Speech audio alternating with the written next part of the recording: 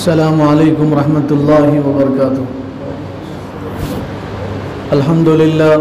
अल्हम्दुलिल्लाहि नहमदुहु व नस्तईनुहु व नस्तगफिरुहु व नु'मिनु बिही व नतवक्कलु अलैहि व नऊज़ु बिल्लाहि मिन शुरूरि अनफुसिना व मिन सय्यिआति अमालिना मन यहदिहिल्लाहु फला मुदिल्ल लहु व मन युद्लिलहु फला हादिय लहु व नशहदु अन ला इलाहा इल्लल्लाहु वहदहु ला शरीका लहु व नशहदु अन्न सय्यिदना व सनदना व हबीबना व करीमना व शफ़ीअना व मौलाना मुहम्मदन अब्दुहु व रसूलुहु सल्लल्लाहु अला नबी व अला आलिहि व अस्हाबिहि व अतबाइहि व अज़वाजिहि व ज़ुर्रिय्यातिहि अजमईन।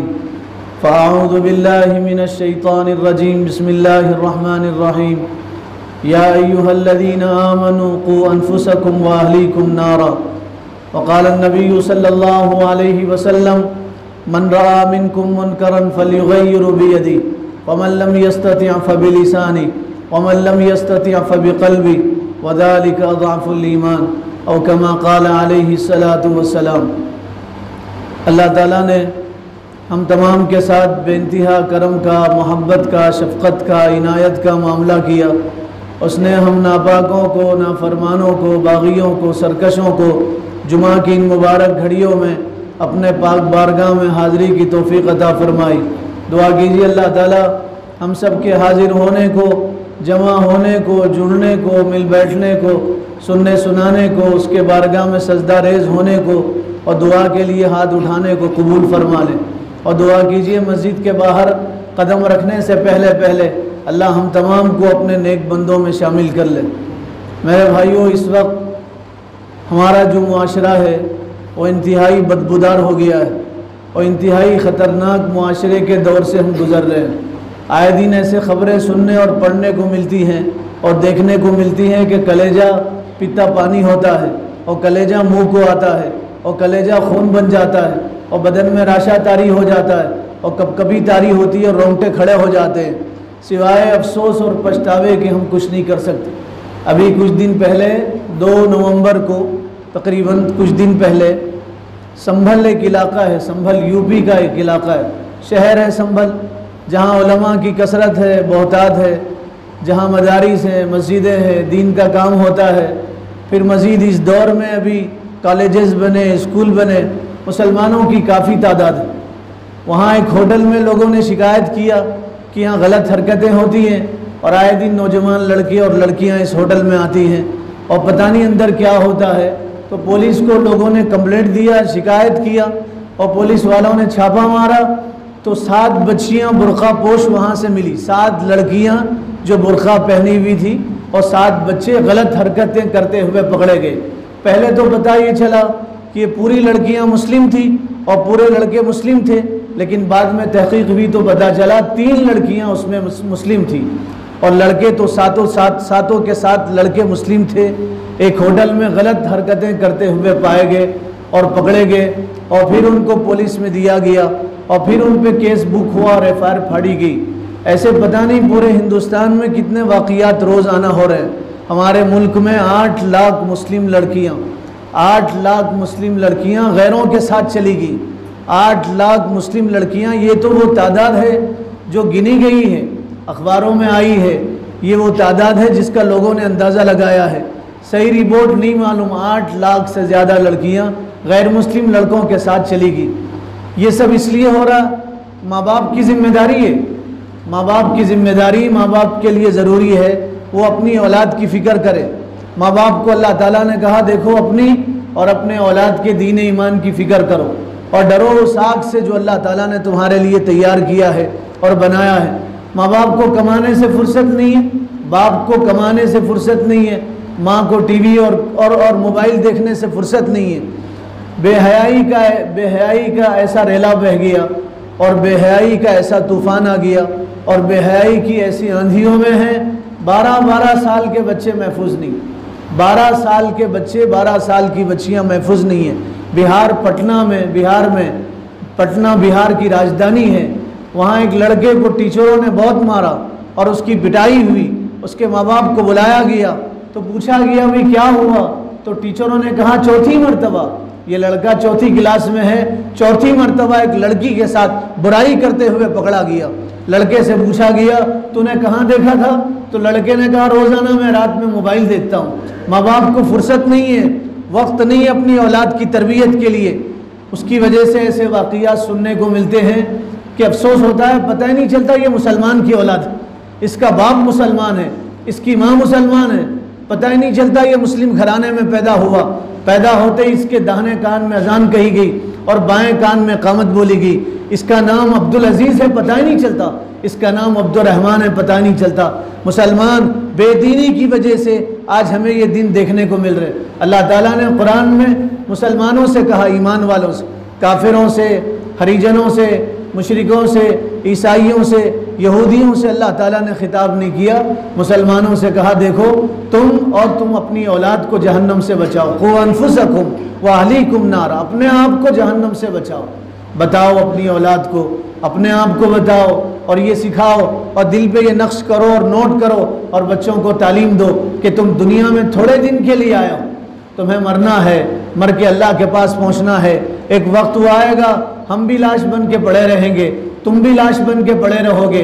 आज तुम जिंदा हो, तुम चल फिर रहे हो, एक वक्त वो होगा हम भी कंधों पे उठाए जाएंगे, तुम भी कंधों पे उठाए जाएंगे। जनाजा तैयार होगा, लोगों के सामने लाया जाएगा, लोग आखिरत के सफ़र के लिए संवारेंगे, फिर उठा के नमाज जनाजा पढ़ाएंगे, फिर अंधेरे गड्ढे में गाड़ दिया जाएगा। फिर वो वक्त आएगा जब अल्लाह के पास पेशी होगी और अल्लाह ताला पूरी ज़िंदगी के बारे में पूछेंगे, ज़िंदगी के लम्हे लम्हे के बारे में पूछेंगे, मिनट मिनट के बारे में पूछेंगे, वक्त वक्त के बारे में पूछेंगे, घंटे घंटे के बारे में पूछेंगे, महीने महीने के बारे में पूछेंगे, साल साल के बारे में पूछेंगे तुम क्या करके आओ? खुदा की बंदगी करके आए हो, रसूलुल्लाह की इताअत करके आए हो, मखलूक की खिदमत करके आए? तुमने अपनी औलाद को क्या पढ़ाया था और क्या सिखाया था? अल्लाह पूछेंगे औलाद के बारे में, माँ बाप से पूछोगी, औलाद के बारे में माँ बाप से पूछोगी। सवाल होगा हमने तुम्हें औलाद जैसी अजीम नेमत अता किया था, बताओ तुमने औलाद को क्या सिखाया था? ए फॉर एप्पल सिखाया था, बी फॉर बॉल सिखाया था, क्या अलीफ से अल्लाह सिखाया था और मीम से मोहम्मद सिखाया था? माँ बाप से पूछोगी, सवाल होगा, पूछा जाएगा तुमने अपनी औलाद को कौन सी तालीम दिया था? रसूलुल्लाह की मोहब्बत सिखाया नहीं सिखाया? अहले बैत की मोहब्बत सिखाया नहीं सिखाया? कुरान पढ़ना सिखाया नहीं सिखाया? हदीस में है सरकार ने फरमाया अपनी औलाद को 3 चीज़ें सिखाओ, 3 चीज़ें। हुज़ूर ने फरमाया अपनी औलाद को 3 चीज़ें सिखाओ। ये नहीं कहा औलाद को बिजनेस सिखाओ, औलाद को तिजारत सिखाओ, औलाद को मंडी में भाव ताव सिखाओ, ये नहीं कहा औलाद को कंप्यूटर सिखाओ, मोबाइल चलाना सिखाओ, दुबई भेज के तनख्वाह कमाना सिखाओ। ये बताया अल्लिमू औलादकुम अद्दिबू औलादकुम अला सलास खिसाल, 3 खसलतें अपनी औलाद को सिखाओ, 3 आदतें अपनी औलाद की गुट्ठी में बिठाओ। ईमान वाले माँ बाप से फरमाया गया, किसने कहा? कायनात के सरदार ने कहा, अल्लाह के हबीब ने कहा, साक़ी कौसर ने कहा, शाफ़ी मशर ने कहा अपनी औलाद को 3 चीज़ें सिखाओ। आओ मेरे भाइयों, इस हदीस की रोशनी में देखो क्या हम अपनी औलाद को ये 3 चीज़ें सिखाते हैं? कुरान पढ़ाना मदरसे वालों की जिम्मेदारी नहीं है, लोग ये समझते हैं मकतब वालों की जिम्मेदारी, मौलाना अहमद साहब की जिम्मेदारी, उनके रुफ़क़ा की, उनके साथियों की जिम्मेदारी, मौलाना नूर साहब की जिम्मेदारी। नहीं, ये गलत फहमी है। हदीस उठा के देखो, फरमाया गया माँ बाप की जिम्मेदारी अपनी औलाद को कुरान पढ़ाना सिखाना, माँ बाप की जिम्मेदारी। अद्दिबू औलादकुम अला सलास खिसाल हुब्बु नबीयकुम, नबी की मोहब्बत सिखाओ, रगो रेशे में बिठाओ औलाद के नबी की मोहब्बत। आज अपनी औलाद से पूछो रसूलुल्लाह की सोने की सुन्नतें क्या हैं, तो मुस्लिम औलाद नहीं बता सकते। औलाद से बाद में पूछो, पहले माँ बाप से पूछो, नहीं बता सकते। तहारत का क्या तरीक़ा है, नहीं बता सकते। गुस्ल का तरीक़ा पूछो, मुस्लिम माँ बाप नहीं बता सकते। वो अपनी औलाद को क्या सिखा दे? फरमाया अपनी औलाद को नबी की मोहब्बत सिखाओ, हुब्बु नबीयकुम, नबी की मोहब्बत सिखाओ। रात हो जाए, माँ बाप को चाहिए बच्चों को सामने लेके बैठे, 20 मिनट आधा घंटा रसूलुल्लाह की ज़िंदगी का कोई वाक़िया पढ़ के सुनाएं, सीरत पढ़ के सुनाएं, हुज़ूर का कोई वाक़िया उनको सुनाएं, सहाबा का वाक़िया सुनाएं। आप पढ़िए पिछले लोगों की तारीख़ तो आपको पता चलेगा। बचपन में उनको सहाबा के वाक़ियात याद, हयातुस सहाबा जो किताब है और पढ़ी जाती है और पूरी दुनिया में मशहूर है। असल में वो किताब अरबी में लिखी गई है, अरब लोग ज़्यादा पढ़ते हैं उसको। और सहाबा की सीरत पे इस सदी की सबसे बड़ी किताब, सहाबा की सीरत पे लिखी गई इस सदी की सबसे बड़ी किताब है। 3 जिल्दों में वो किताब लिखी गई। हज़रत मौलाना यूसुफ साहब रहमतुल्लाह अलैह ने वो किताब लिखा। उनसे किसी ने पूछा आपको कैसे सहाबा से मोहब्बत हुई और कैसे इश्क हुआ, और आपने रसूलुल्लाह की सीरत और सहाबा की सीरत कैसे लिखा? फरमाते जब रात होती तो औरों के घराने में औरतें अपने बच्चों को चुड़ैल की कहानियाँ सुनाती, शैतानों की कहानियाँ सुनाती, जिन्नात की कहानियाँ, परियों की कहानियाँ सुनाती। हमारे घर में दीनी माहौल था।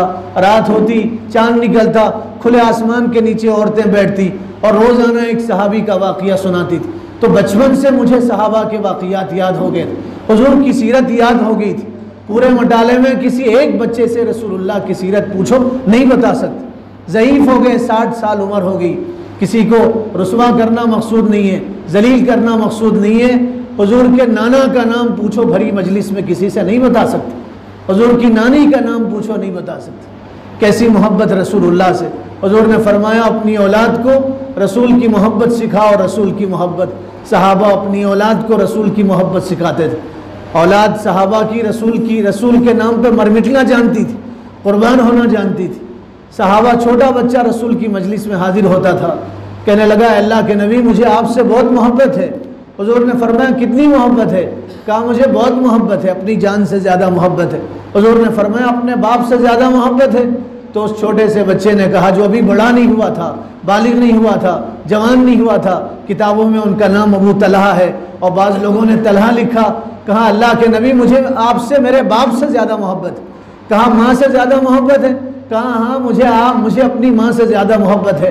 हुज़ूर ने फरमाया अगर मैं तुम्हें तुम्हारे बाप के कत्ल करने का हुक्म दूँ और तलवार दे के भेजूँ और कहूँ जाओ अपने बाप को मार के आओ, तो तुम क्या करोगे?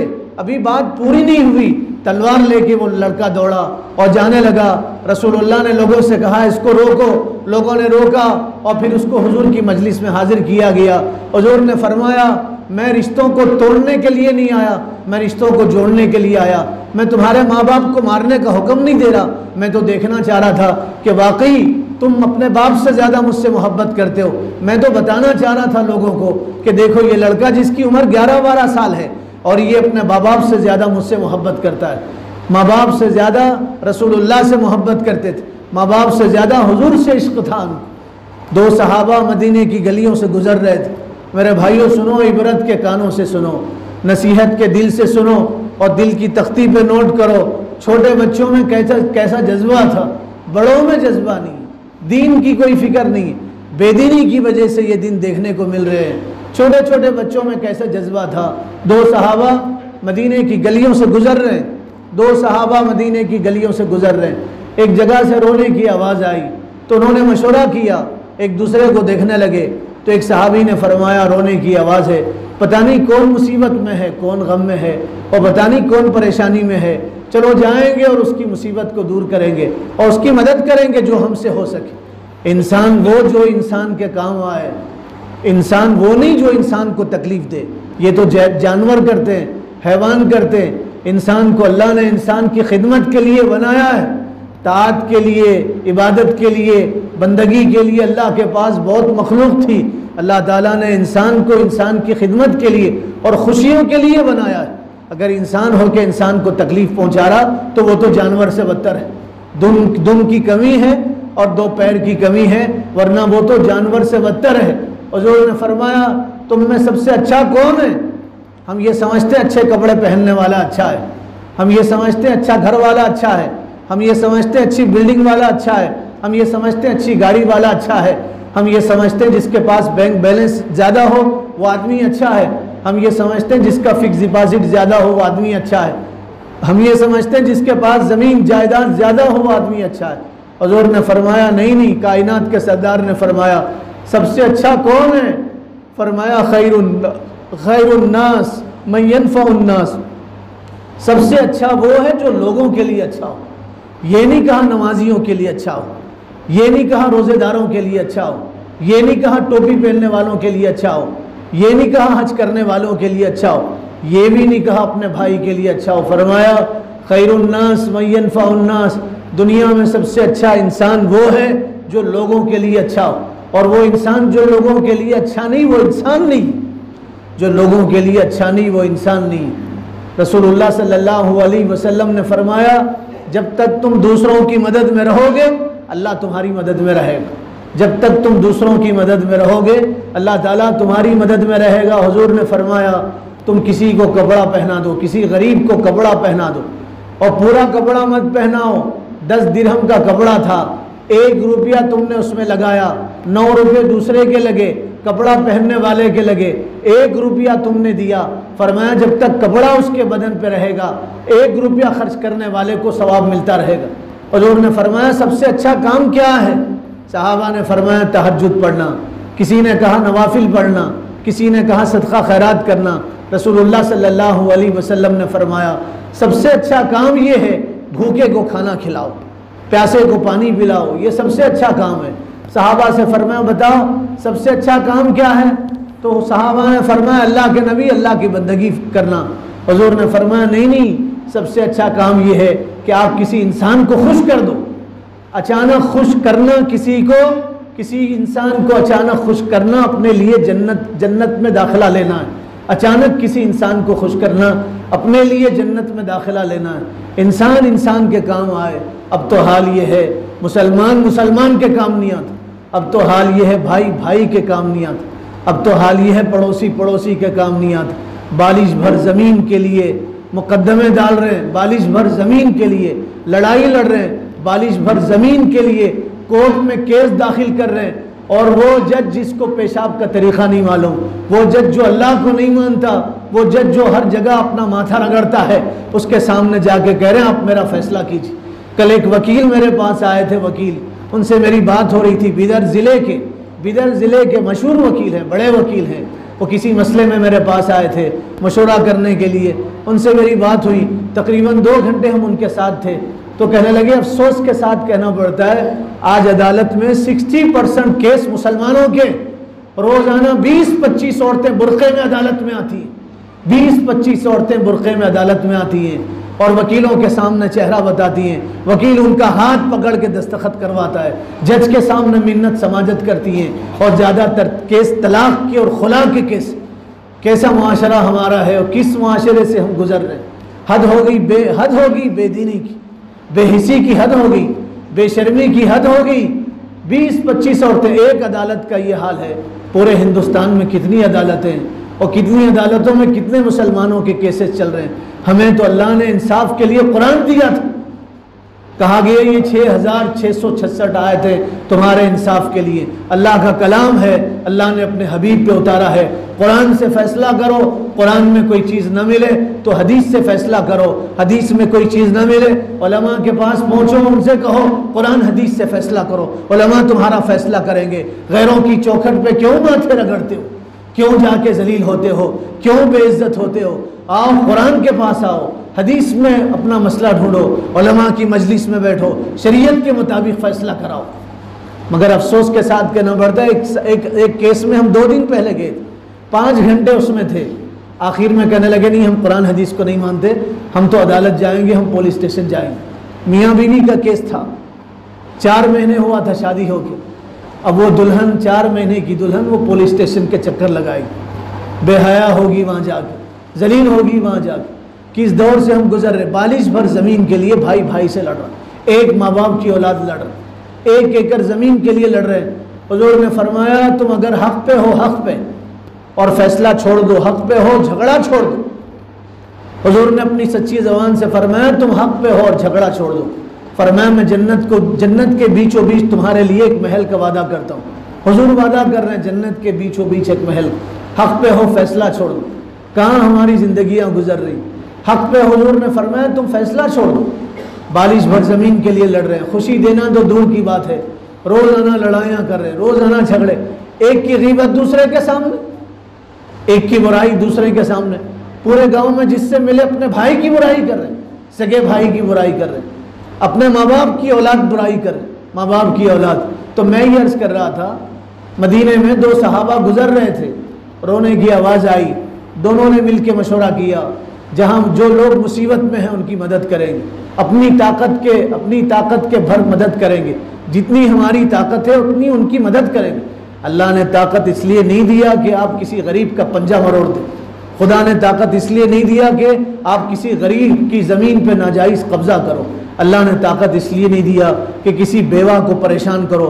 खुदा ने आपको ताकत इसलिए दिया कि आप गरीबों की मदद करो, यतीमों की मदद करो, मिस्किनों की मदद करो, बेवाओं की मदद करो, परेशान हाल लोगों की मदद करो, मजलूमों की मदद करो। अगर जुल्म करोगे तो दुनिया भी बर्बाद और आखिरत भी बर्बाद। जुल्म का बदला अल्लाह दुनिया में भी लेंगे, अल्लाह ताला आखिरत में भी लेंगे। अब जुल्मातु यौमल क़ियामा, जुल्म अंधेरे की शक्ल में होगा क़ियामत के दिन।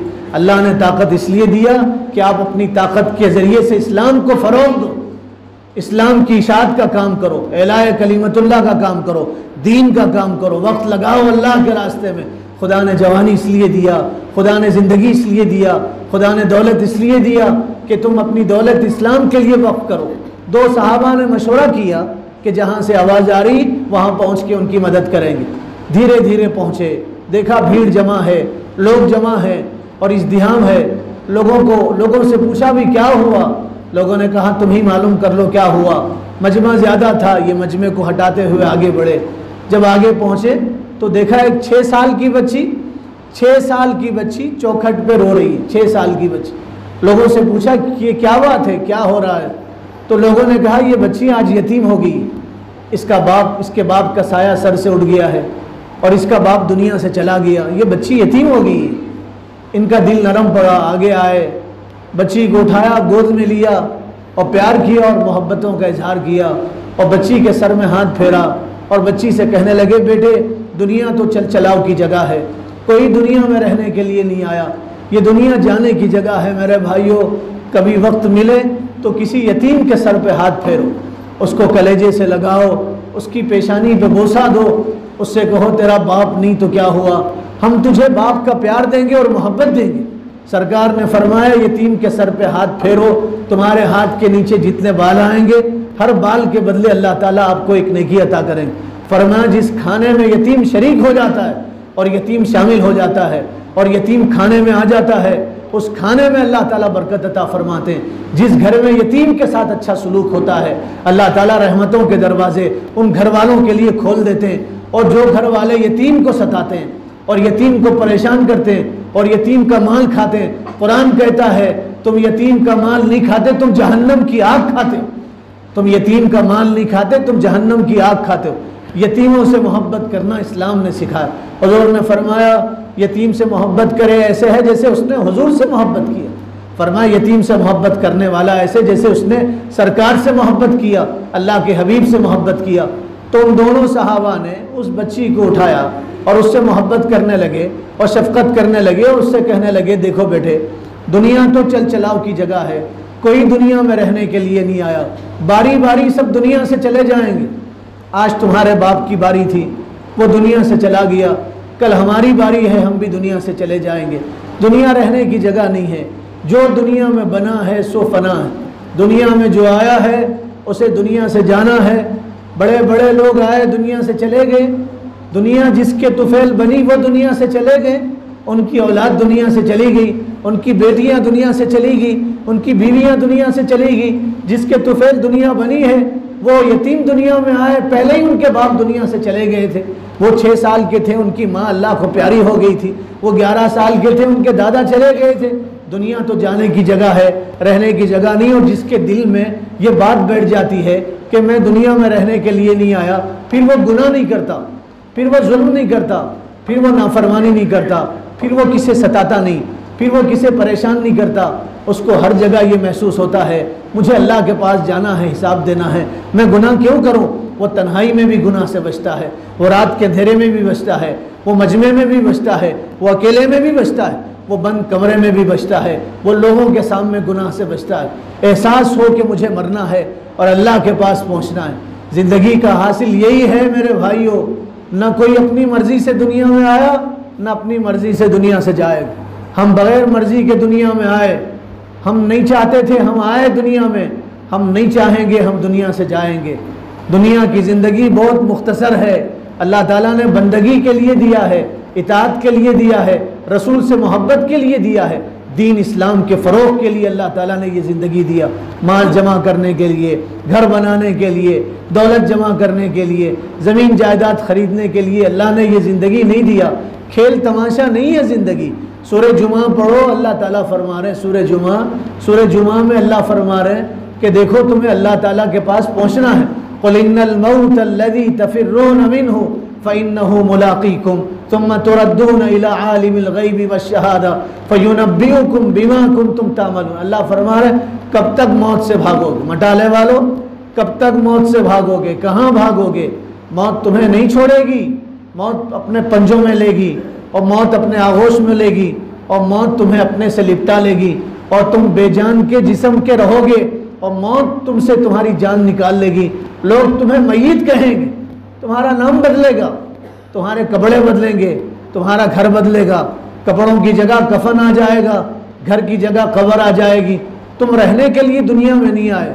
कब मरोगे नहीं पता, कब मौत आएगी नहीं मालूम। आजकल तो ऐसे हादसात हो रहे हैं पता ही नहीं चल रहा। दो दोस्त थे, आपस में गहरी दोस्ती थी दोनों की, साथ रहते थे, साथ कारोबार था, साथ उठते थे, साथ बैठते थे, दोनों की जोड़ी बहुत मशहूर थी, घर भी दोनों का करीब करीब था। रात में दोनों साथ मिलके चाय दोनों ने पिया और पान खाया और खा के दोनों अपने अपने घर में चले गए। सुबह हुई तो देखा दोस्त मिलने के लिए नहीं आए। उनके घर पे गए तो पता चला दोस्त का इंतकाल हो गया था। पता चला दोस्त दुनिया से चले गए। अभी ये अफसोस में थे और ये अपने घर गए। ज़ोहर की नमाज में ऐलान हुआ कि इनकी नमाज जनाजा होगी। ज़ोहर में 2 जनाजे थे। लोगों ने पूछा भी ये दूसरा जनाजा किसका? रात में तो एक साहब का इंतकाल हुआ था, अब ये किसका जनाजा? कहा ये उस दोस्त का जनाजा जो सुबह में दोस्त की इयादत के लिए आए थे और मिजाज पुरसी के लिए आए थे और दोस्त को देखने के लिए आए थे। तो पता चला था दोस्त का इंतकाल हुआ। ये घर गए, इनके सीने में दर्द हुआ और डॉक्टरों के पास ले गए तो डॉक्टरों ने कहा इनका भी इंतकाल हो गया। दोनों दोस्तों के जनाजे मस्जिद में आए ज़ोहर की नमाज में। दुनिया चल चलाओ की जगह, रहने की जगह नहीं है। तो दोनों सहाबा ने उस बच्ची से कहा बेटे आज तुम्हारा बाप गया, कल हम जाएंगे।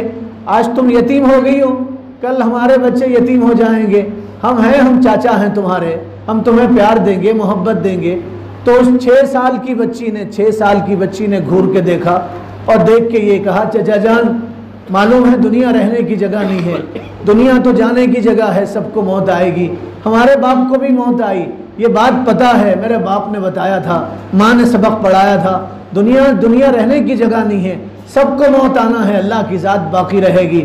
उस 6 साल की बच्ची ने रोते हुए कहा चचा हमारे बाप मरे हैं, घर में मरे, एड़ियाँ रगड़ के मरे हैं। काश हमारे बाप अल्लाह के रास्ते में मरते, काश मैदान जिहाद में मरते, काश दुश्मन के जत्थे से एक तीर आता और बाप के गले में लगता और उनके गले का गरम गरम खून ज़मीन पे गिरता, वो मैदान जिहाद में शहीद हो जाते।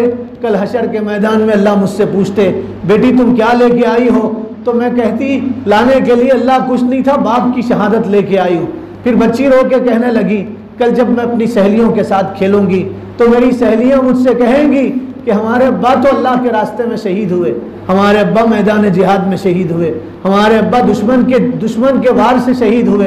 तो मैं अपनी सहेलियों को क्या जवाब दूंगी? मुझे जलील होना पड़ेगा और मुझे गर्दन झुकाना पड़ेगा और शर्मिंदगी उठाना पड़ेगा। मेरे बाप तो एड़ियाँ रगड़ के घर में मरे, काश वो अल्लाह के रास्ते में मरते। तो मैं भी अपनी सहेलियों को कहती हाँ मेरे बाप भी अल्लाह के रास्ते में मरे। छोटे छोटे बच्चों में जज्बा कहाँ से आया? माँ बाप ने सिखाया था और बताया था। हुज़ूर ने फरमाया 3 चीज़ें अपनी औलाद को सिखाओ, हुब्बु नबीयिकुम व हुब्बु अहली बैतिही व तिलावतुल कुरान। नबी के घर वालों की मोहब्बत सिखाओ, अहले बैत की मोहब्बत, हज़रत फ़ातिमा की मोहब्बत सिखाओ, हसनैन की मोहब्बत सिखाओ, अली की मोहब्बत सिखाओ, नबी के अज़वाज मुतहरात की मोहब्बत सिखाओ। फिर कुरान पढ़ना सिखाओ। माँ बाप की जिम्मेदारी कुरान पढ़ना। माँ बाप को कारोबार से फुर्सत नहीं, माँ बाप को मोबाइल से फुर्सत नहीं, माँ बाप को दुकान से फुर्सत नहीं है। नतीजे में ऐसे वाक़ियात सुनने को मिल रहे हैं। 12-12 साल के बच्चे महफूज नहीं है, बुराई से महफूज नहीं है, बेहयाई से महफूज नहीं। वो बच्चे बड़े होके क्या दीन की खिदमत करेंगे? बच्चे बड़े होके क्या दीन की इशाअत करेंगे? वो बच्चे बड़े होके क्या माँ बाप की खिदमत करेंगे?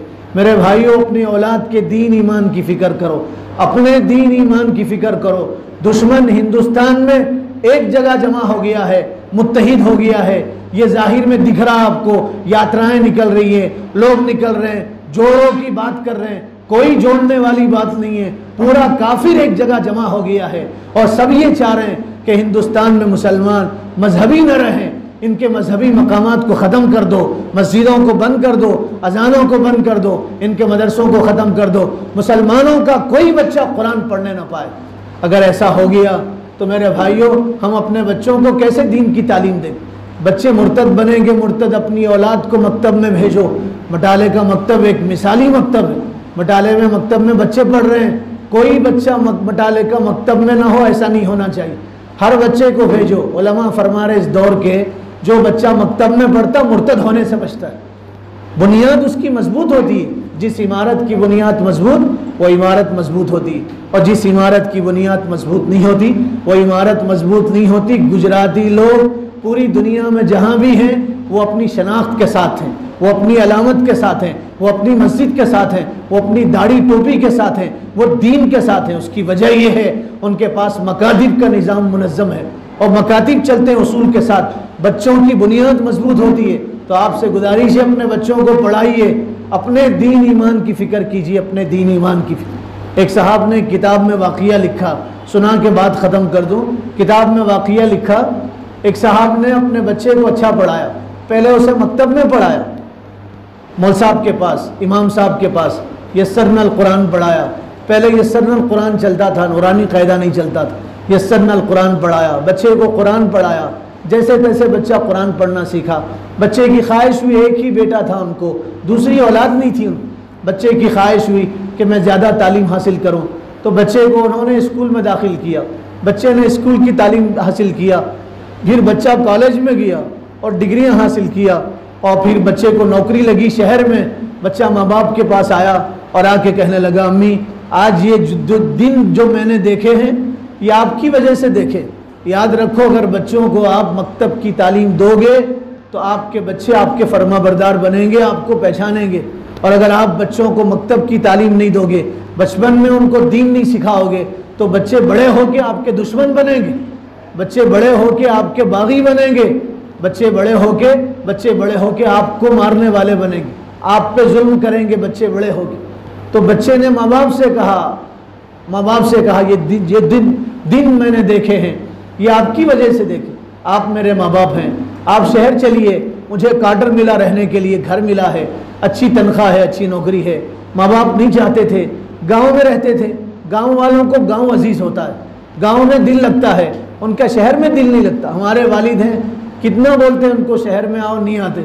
2 दिन में वापस चले जाते हैं, बाज़ मरतबा भाग के चले जाते हैं, नहीं रहते। वो कहते हैं मेरा दिल मुझे शहर में लगता है। खेत में काम करने वाले लोग, उनका दिल खेत में लगता है। तो माँ बाप ने कहा हम शहर नहीं आ सकते, शहर की आबो हवा रास नहीं आएगी, हम तो अपने वतन में रहेंगे, हमारे रिश्तेदार हैं, करीबी लोग हैं, यहाँ जी लगता है। बेटे ने इसरार किया, कहने लगा, अम्मी अब्बा से कहा एक मरतबा शहर तो आओ, देखो तो शहर की फ़िज़ा, शहर के हालात तो देखो।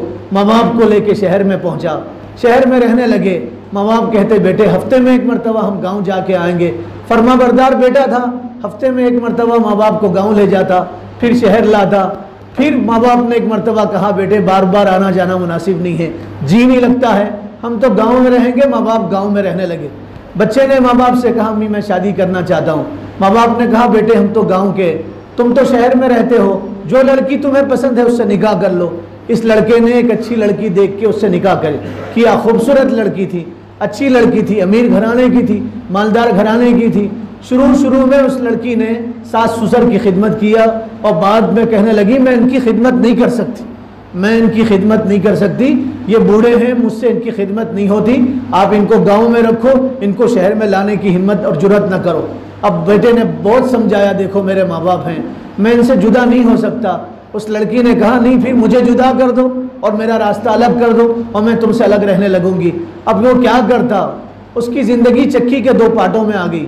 उसने माँ बाप को गांव में रखा, खुद बीवी के साथ रहने लगा। कभी कभी जाता, माँ बाप से मिल के आता, माँ बाप खुश हो जाते। गांव के भोले भाले माँ बाप थे, बच्चा आता तो खुश हो जाते। कुछ दिनों के बाद फिर जाना भी बीवी ने बंद कर दिया, कई महीने के बाद जाने लगा। फिर बच्चे को सऊदी में नौकरी लगी, जिद्दा में नौकरी लगी। उसने माँ बाप के पास जाके इजाज़त मांगा, यूँ कहा मुझे सऊदी में मुलाजिमत लगी है, अच्छी तनख्वाह है, मैं जाना चाहता हूँ। तो उस माँ बाप ने कहा बेटे चले जाओ, तुम्हारी ज़िंदगी हमें अजीज़ है।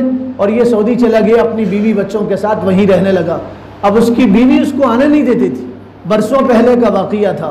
कभी कभी लोग हज पे आते तो ये पैगाम भेजता, कभी कभी पैसे भेज देता।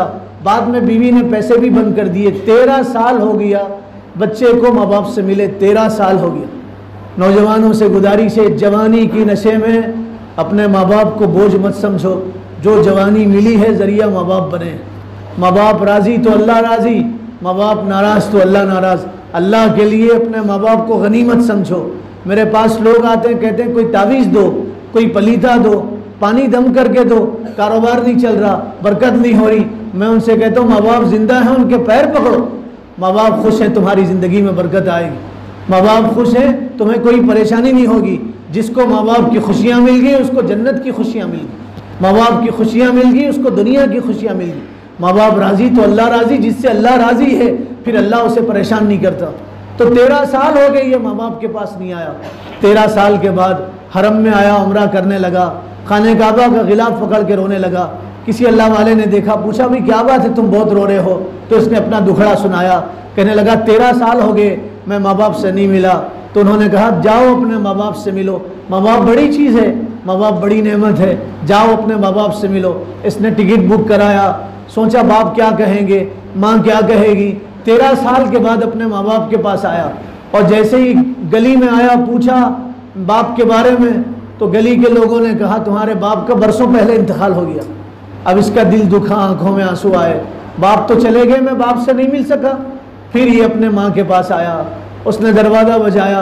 अंदर से बूढ़ी माँ ने कहा कौन है? तो कहा मैं हूँ, दरवाज़ा खोलो।